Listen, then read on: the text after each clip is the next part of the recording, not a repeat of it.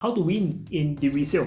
Alright, so to win in resale, first thing we got to understand the fundamentals of urban transformation, and that's what you guys learned on the main masterclass. And again, to win in resale, there are more parameters that are set out that gives you the evergreen approach to a resale investment. Okay, so what you need to get at is understanding the shelf life of a property, minimum 8 to 9 years. Okay, so we have done more research, even 7 years works as well. Okay, so very importantly, make sure that whatever you buy, at least another 7 to 9 years for exit, because the next buyer is going to buy from you, and they also want to make sure they have their multiple exit left for them, at least 1 to 2 exit. Okay, the minimum size of the development is nothing less than 280 units.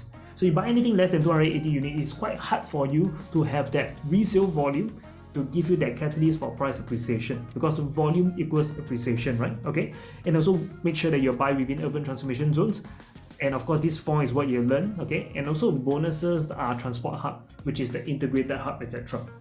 So once you know about this, okay, we then talk about the exception of the 15-year shelf life. So for people who want size, okay, they say the AKS. What if I want size and all the new builds or those with 9-year shelf life left, that means TOP maybe 6 years ago and whatnot, they don't have the size that I want, then how? Okay, so I want you to know that there are exceptions to the 15-year shelf life rule. And what are the exceptions here, as you learn, is high transaction volume in the region. That means there are new MOP estate. Okay, that means people are all upgrading, new bloods is coming in, right? And that's exactly what we are experiencing in the Punggol area and also in the so-called upcoming Bidadari area as well. Okay, or rather we also see en bloc acquisition that happens within 500-meter radius of your location. So high transaction volume also means that it's a new township that we are trying to plant ourselves in.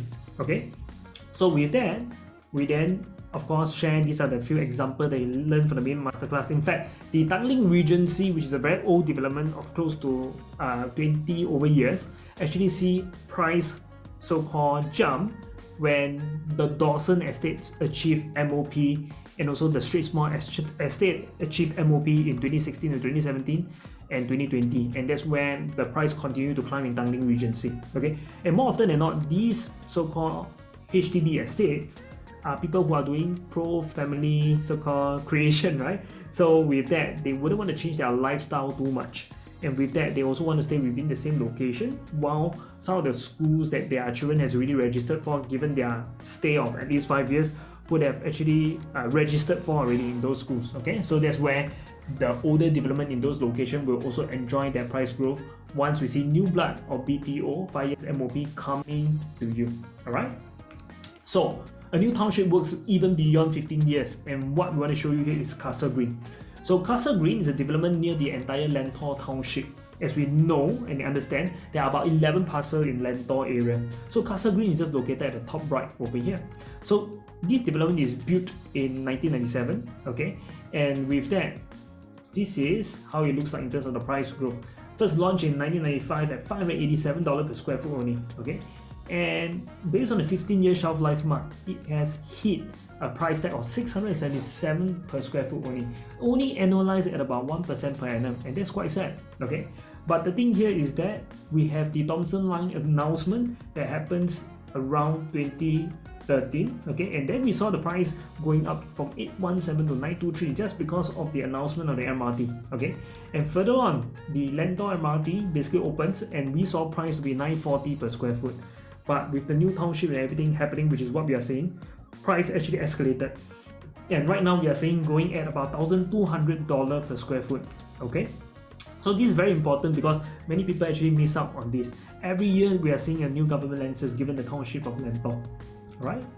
So PSF are about 1229, and the yield is, or rather with the returns, is about 3.9% annualized. Okay, so with this, we then look at new township works also for a second example here. This is Blossom at Woodleigh. Alright, so Woodleigh, where is that? The Bidadari township, right? Okay, so school wise, we are within St. Andrews and also Cedar. And in terms of the price, first launch is 06 at $630 per square foot. We then see the 10 years shelf life. We then hit a price point of 1172 PSF. It's about 8.7% annualized, okay, which is not too bad. And we were going about 8.28% in 2017 as well. And in 2018, we see price to be going at about 1204 per square foot annualized. So we're going by year on year, okay? So it's not a fantastic growth.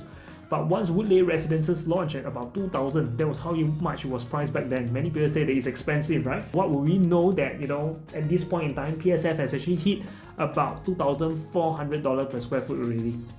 Okay, so with the 15-year shelf life mark hitting in 2021, we see 1,545 per square foot at 9.68 annualized.